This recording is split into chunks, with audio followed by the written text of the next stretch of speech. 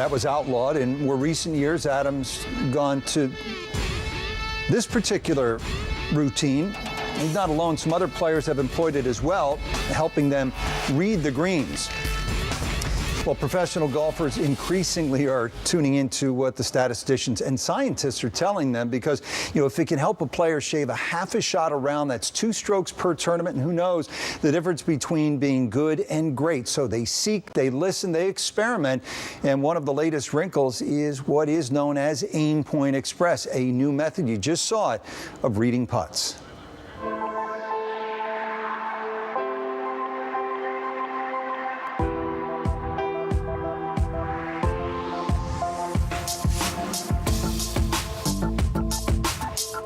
Adam Scott uses this method called AimPoint Express. We learned this on TV. We see Adam Scott do that and a bunch of other players. You see him holding the fingers up right there. I created AimPoint in 2003, and during that time slowly started to develop a teaching program so that average golfers could go out and read greens without the use of any additional technology. What you want to do is get your number in the middle area of the putt. Now, it's very important you don't violate the rules by touching your line. So when you straddle your line and go wide across, make sure your feet are at least shoulder width apart. What do you feel? About 1%.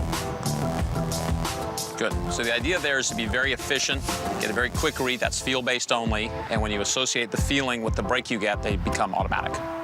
There's a notion that AimPoint is complicated because the earlier reads we had were more technical reads, and they were very accurate but very technical. And the Express read actually is a much simpler version. Even than looking with your eyes, it should take a maximum of 5 seconds. Even Adam Scott's putt to win at Doral, it took him 3 seconds to read the putt for a winning putt of 7 or 8 feet. This putt for back-to-back wins.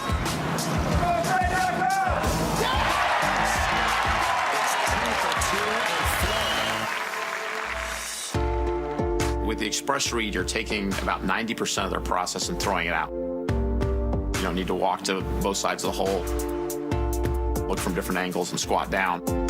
When they understand it's actually a feel-based read, where you're really just doing one thing, you're feeling slope, and then very, very quickly getting a visual of how much it breaks, they typically relax and they realize it's actually helping their putting because it's making them think about fewer things, and all they're really concerned about is speed control at that point.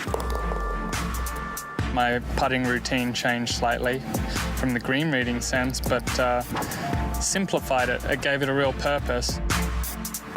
Finding the percentage of slope under my feet is the first step. You find a midpoint in the putt and get a reading with your feet. Walk back behind the putt, and then if it's a 2% slope, I use 2 fingers. Line it up with the hole, and I find an aim point off the edge of my finger, and that's a very accurate read of a green. There's a nice rhythm to it, and you go through the same process every time. You never get stuck looking from one side or the other and confusing yourself.